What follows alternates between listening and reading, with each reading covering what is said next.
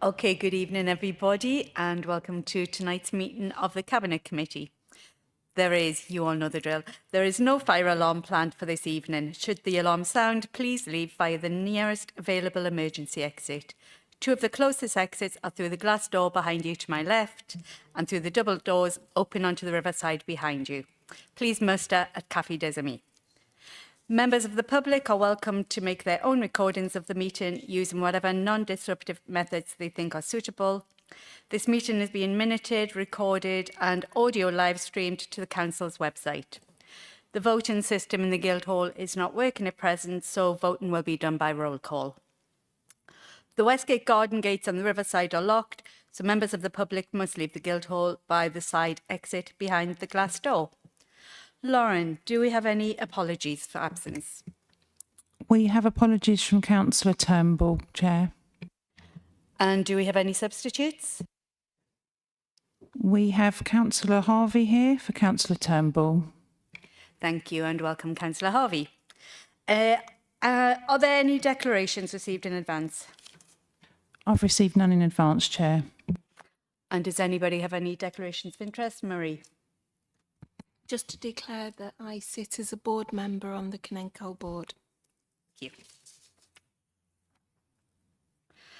We have no public speakers for the meeting tonight, so we can move straight on to consider the service delivery plan for 2024 to 25 with Sarah Randall, who is lead contracts manager. We have David Maidman, who is Director of Canenco, Mary Royal, who is Service Director for People, and hopefully we should be joined by Susie Wakeham, Director of People and Place. First of all, Sarah, would you please introduce the report? Thanks, Chair. My introduction is going to be quite quick. You'll be pleased to hear.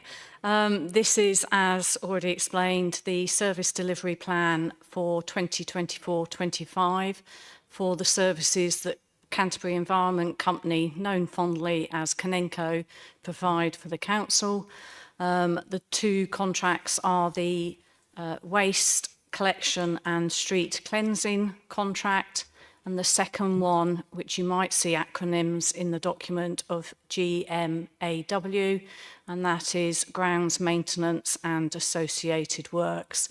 So it's a range of services that are delivered on our behalf by Canenco. The plan is looking forward, so it's based on the activities planned for 24-25. David, in writing the report, the delivery plan has looked retrospectively at what's gone on to actually plan for the future, but it isn't about the performance over the last year. That is the reports that I take through a different committee system. So this is the service delivery plan. It is also based on the assumptions that the budget will be approved at full council on Thursday, and as a consequence to going through tonight and then on to Cabinet, and then afterwards it goes back to Canenco's board for their final approval alongside the budget. As the introduction, David on my immediate left is here to take questions on the service delivery plan, and tonight Malcolm Saville has joined him and he's the Director of Ops at Canenco. Thank you.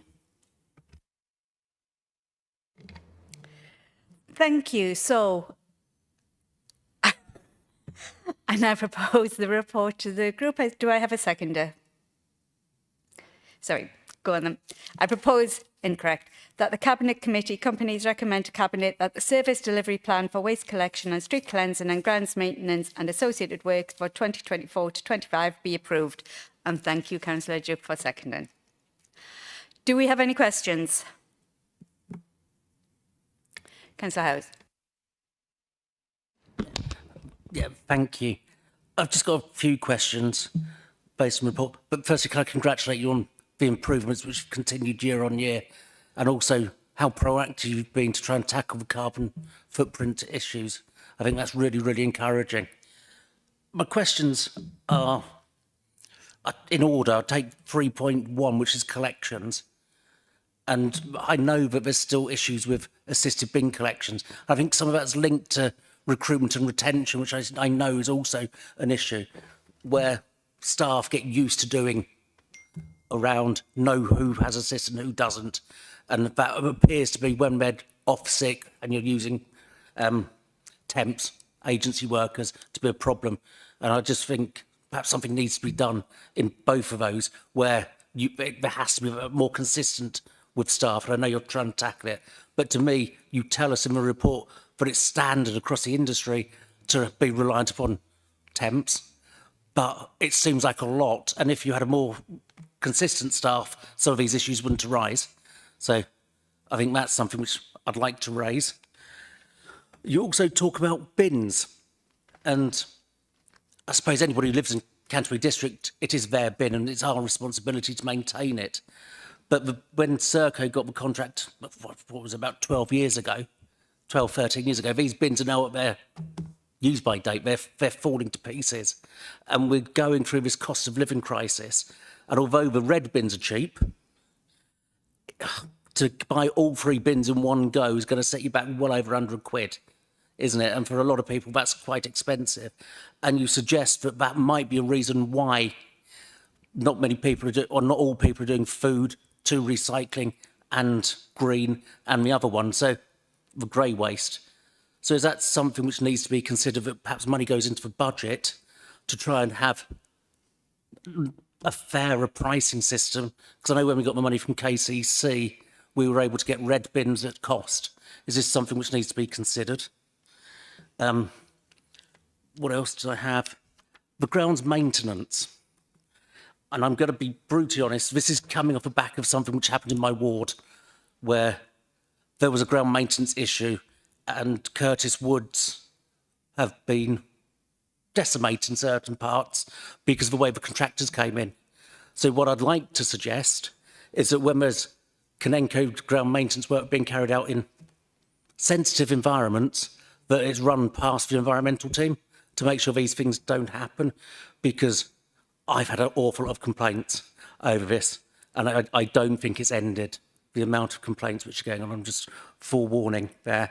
And my last point is that in your plan for this year, you talk about recycling bins on the coast.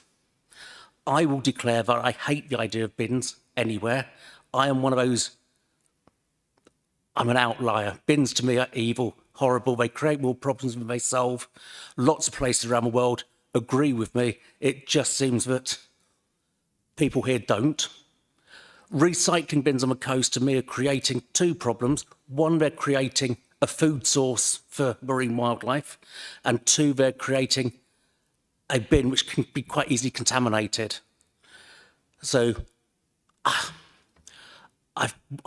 don't know, in my opinion, if that's value for money. So they're the points I'd like to make. Thank you. Thank you. Would you like to come back? Absolutely. I'll try and take these in order as well. I just dropped my pen. Sorry.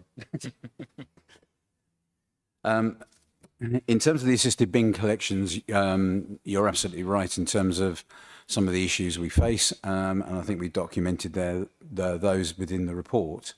The consistency point is absolutely key, and overall, the nucleus of staff is consistent, but holiday, sickness, and that does come into play.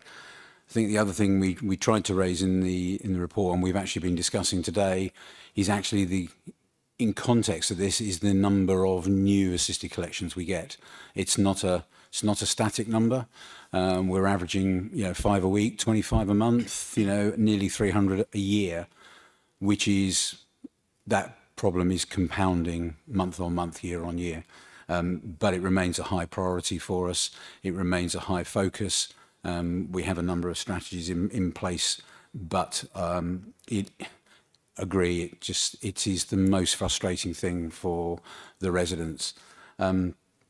There is, can I talk about the review?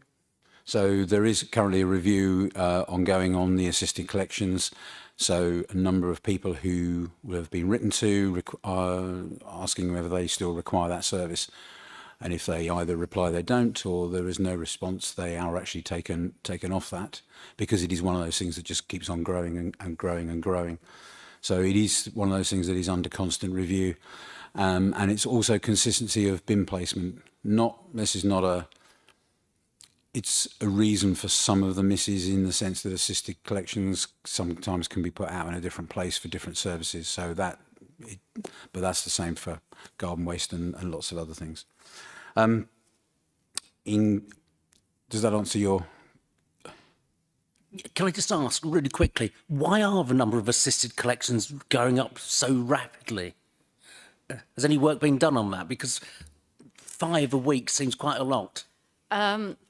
We found that since we put the form more online, and it's in some ways more visual and easier for people to apply, that more people are applying. So we have, over the last 6 weeks, brought in a process of checking all new applications. So council's localities officer is now going out to actually check all requests, so that we actually check that they are valid requests. We have no problem if they are valid requests. It is just that we see a few that aren't valid requests. So those checks are being put in place. But with the ageing population, we would expect it to go up, but possibly not the 5 a week, which is why we're doing the checking now. Just picking up your second question with regard to the age profile on the bins and all of that, I think exactly for the reasons that you've highlighted, is particularly with the impact to the cost of the resident of replacing all bins. But part of the point of raising this within the plan is actually the cost of that replacement in terms of to the council, because it is significant. For me, it is it's a council policy issue rather than probably one for ourselves directly around bin pricing. But it's something that I think the reason we wanted to raise it through this was to get that discussion going, for want of a better description. In terms of Curtis Wood and Gmore and the implication of that, we've had a lot of conversation and discussion with the environment team. The environment team were involved. It was an instruction coming from them in terms of how that work was undertaken. There's some discussions with the contractor that carried that out. It wasn't work that we do directly. It is undertaken by the tree contractor.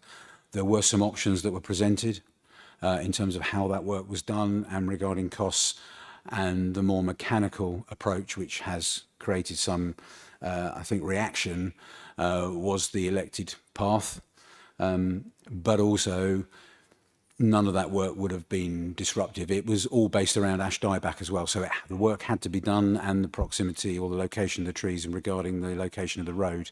So there was a meterage that had to be cleared for a risk of falling onto the public highway. So that created shall we say, something that probably resembled the Battle of the Somme, probably in some people's minds. But Mother Nature will reclaim that. She will bring that back, and it will bring back a level of biodiversity that wasn't there previously. I don't disagree, but what I will say is that there are other ways which are perhaps more environmentally friendly of dealing with it. And I know there are different solutions. I know the contractors came in and did the work, and it is where we are. And I fully understand that the biodiversity should improve, but at the moment, you're right, it does look like something out of the First World War and not a natural environment. As I say, the contractor gave some options, and that was the option that was chosen, not by ourselves. In terms of the recycling bins on the coast, this was something we were asked to look at and to model and to sort of cost and included within the growth bid. I think you're making some relatively valid points around the fact becoming a food source. The recycling bins could become contaminated. I think the other negative, let's deal with the negatives first, those are the obvious two. I think the third one is they will become an attraction for sort of what we would probably all call fly tipping, but rather than use the bins, people would just dump stuff around the bins. I think on the positive elements, not to be taken away, is there is limited recycling on the coast, and I think this was considered to be a trial and a pilot and something to look at, and was probably seen as relatively progressive. If the budget is approved for that, depending on obviously that whole where that outcome remains, it would be something, even if it was successful, it wouldn't be come into effect probably till around mid-year, because there's a lot of works that would need to be done around that. It's not going to be a relatively instantaneous hit. Yeah, thank you. The most important thing for me is the monitoring. Yes. Because we have got a campaign done by the media team talk about the problems of marine wildlife if there's litter about, and then we're having a source of litter, and I'm sure we've all seen the issues around bins in certain places, but they do become a haven for fly tipping, and certain species of animal on the coast love a good litter bin for their suppers. Okay. Do we have any more questions? Yes, Councillor Joe. I don't usually have a question, so I was wondering what the embryonic stage of the work with Canterbury College was, and whether there are any plans to increase numbers of apprenticeships, and any further plans to include maybe sixth form places like the academies, include young people from there. I refer to it as embryonic because it was something that happened sort of the tail end of the last academic year. So we had a number of conversations, and we felt between ourselves, between the college and ourselves, that there was there was a real opportunity there. We've struggled, if I'm being honest, with the college to engage and get the engagement and the sort of the feedback that we would like and the input that we had. We knew it was going to be, coming back to this term embryonic, we knew it wouldn't be an instant hit. It would be like everything we do on grounds, that we would need to be nurtured, and we would have to grow it. But we haven't got the momentum into it. I think if anything, if there's anyone out there who can help us with and shove that along, much appreciated, because I think it's got a huge opportunity for the college, for anybody, and ourselves. It is quite time hungry, and that is certainly a challenge, but it's certainly something we don't want to ignore and have a look at, because I think it's a fantastic opportunity. Councillor Harvey, yes. Thank you, Chair. Yeah, a bit of praise initially. A large part of my ward is Stud Hill, and you seem to have a terrific crew working up there. And I don't know if it's because they have to have a smaller vehicle, don't they, to get access. And I don't know if for that reason it's the same regular team, but they have a great relationship. And I get very few complaints in my inbox about collections around there, so that's good. With the report, I'm looking at, I'm very pleased to see, as Councillor House said as well, that you're looking at decarbonising, and you've had some good success with the handheld electric tools, which is good to hear, particularly the advantages with lack of vibration, noise and fumes. I mean, that can only be great for the workers as well. Little bit disappointed in talking about the fleet procurement. I think it was in 5 point, making sure charging infrastructure is in place on the Winship and for the long term, because obviously that is the way we would hope to be going. Thanks.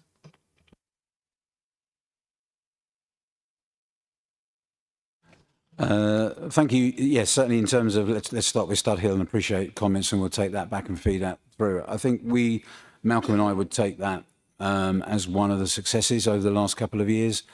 I think right from, well, even before we started, everybody was talking about Stud Hill. And I think the solution we put in has just basically taken that whole problem away. You are right, it's a consistent crew. So unlike how the other rounds are structured, we're able to structure Stud Hill in the sense that the guys do the food, they do the garden, they do the refuse, they do the recycling collection. But it has been a success, and we've had a couple of really good. We've had a really good team up there, and it's been fantastic. And so literally the problem we just punctured the balloon and it went away, which was fantastic.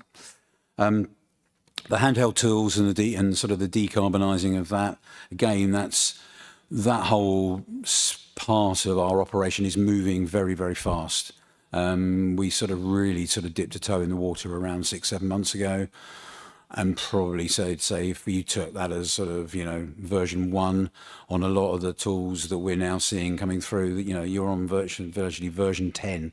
Batteries are changing, motors are changing. It's such a moving target, and it's evolving. There was an immense amount of skepticism from the guys because they've all worked for a number of years, so therefore they're used to having something that's got a petrol engine, and if it doesn't make a loud noise, it's not going to be very effective. And the reality is actually the proof has been in the pudding, is that actually majority of the tools have been very, very successful.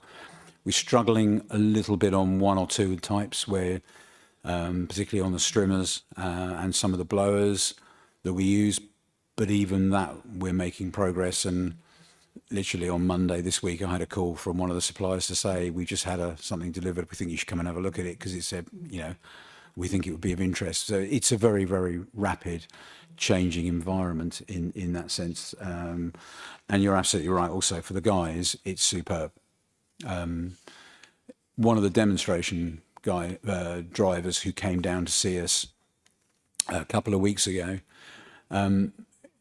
when they switched over to the company he worked at 12-18 months ago, he'd spent sort of 12 years working in this sort of industry, and his wife had always moaned that when he got home, he stank of petrol.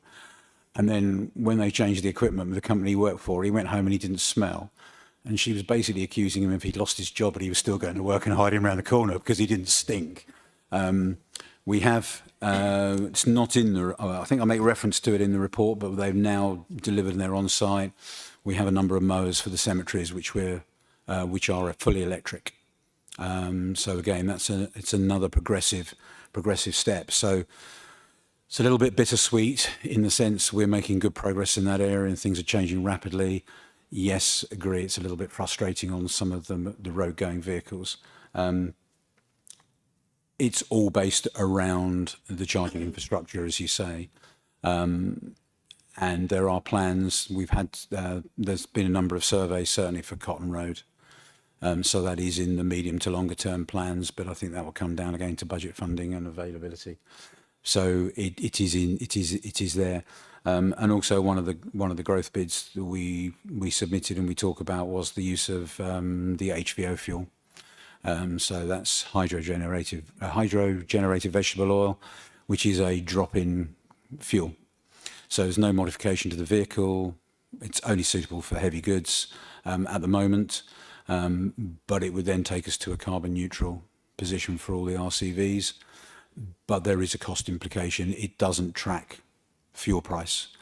So you're not buying a litre of HVO at the same price you're buying a litre of diesel. There's a little bit less bang for your buck. So you can actually use, say, a percentage more of the HVO just to generate the same power output for the vehicle. But it's becoming more widely used because it is a drop-in simple solution where things like charging infrastructure doesn't exist, or where budgets don't exist to suddenly replace vehicles that are not up for replacement. But so I hope that helps you. I think it's also important to say that the electric handheld tools, it's certainly working favourably for us in terms of managing the hand and arm vibration piece as well, which I think David made reference to in the report in any case, but it's certainly moving that forward and making life a lot easier and safer. Okay. Do we have any more questions? Councillor Brady. Thank you, and thank you for the report. First one I have is for Marie, and it's referencing the Confirm system. Obviously, reading this, the impact is impacting operational efficiency.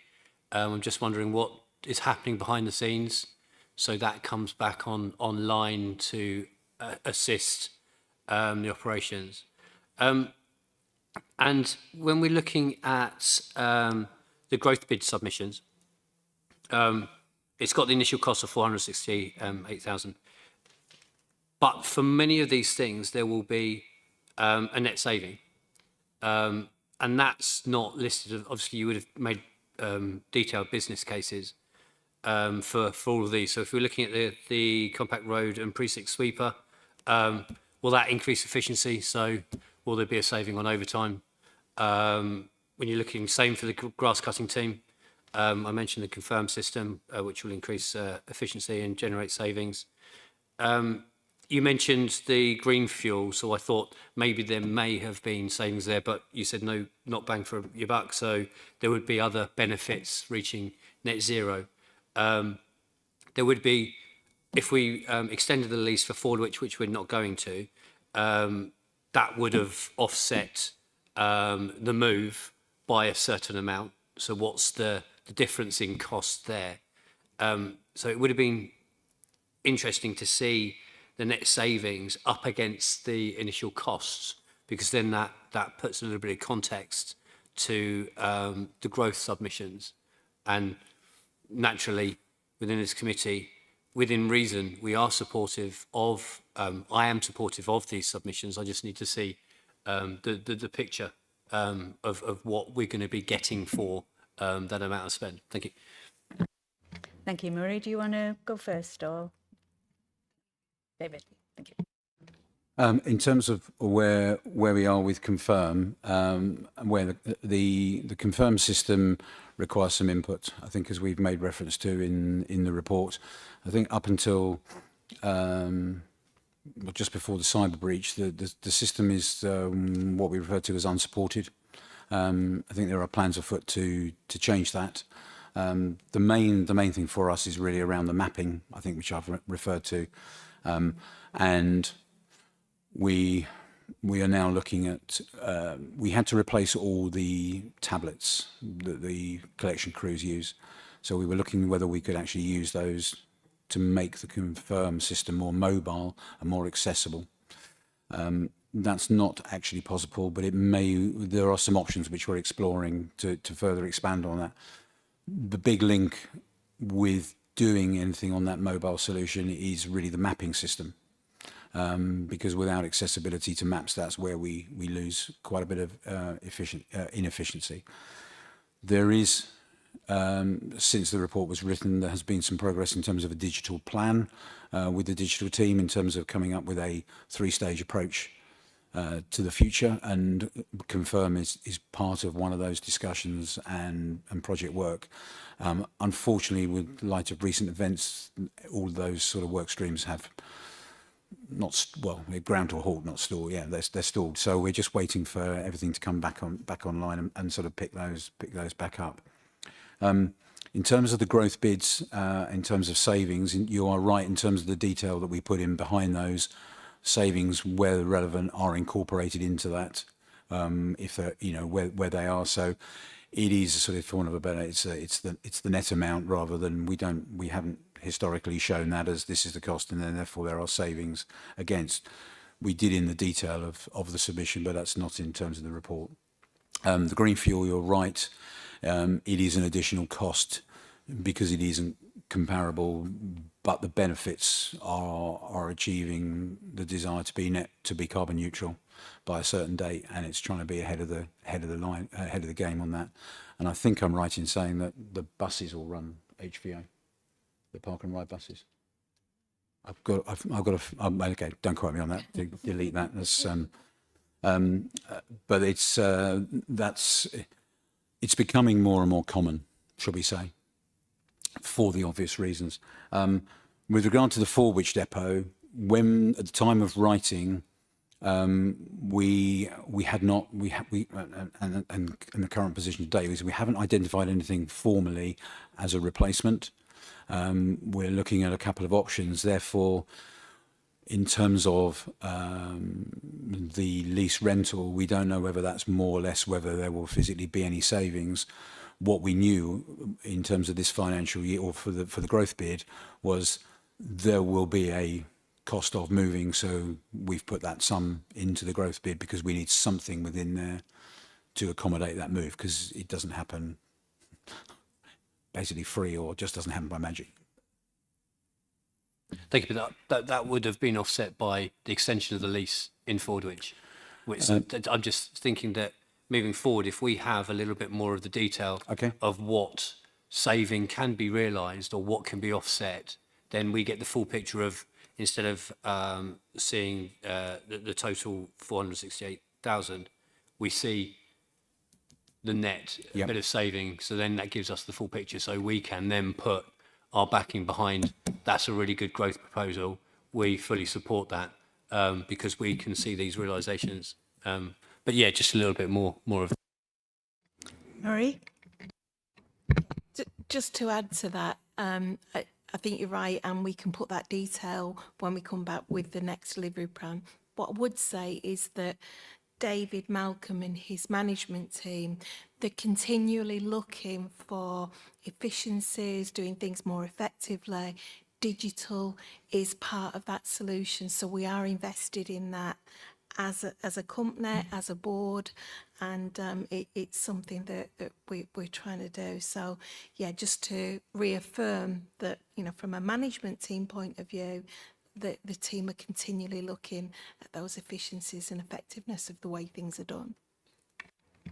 Thank you. Any more questions? No. I would just like to say thank you for such a detailed report.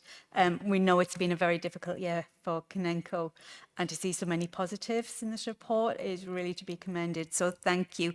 On a personal level, a huge thank you to Canenco, because there was some horrible graffiti next to me and it was gone within 2 days. So a big thank you for that. And also, one of the things I was most pleased to see in the report is the number of internal promotions that had gone on as you grow your own. It's a great way to retain staff, obviously, and it's good to see people being rewarded for the hard work they do. So thank you. In which case, we shall go to the vote. This will have to be done through a roll call because we do not have our little cards. I know I miss our little cards so much. But at the moment, it has to be done the old-fashioned method with Lauren taking control. Thank you. Councillor Brady? Councillor Carr-Ellis? 4. Councillor Harvey? 4. Councillor Howes? 4. Councillor Dupe? That's passed unanimously, Chair.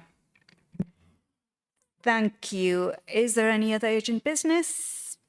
We've been notified of none.